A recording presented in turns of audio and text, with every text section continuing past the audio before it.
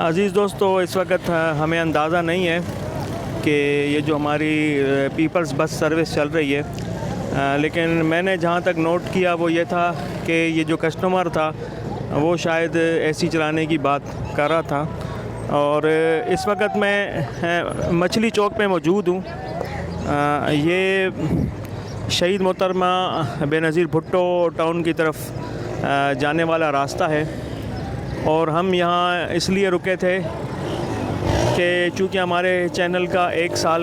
जो है वो पूरा हो चुका है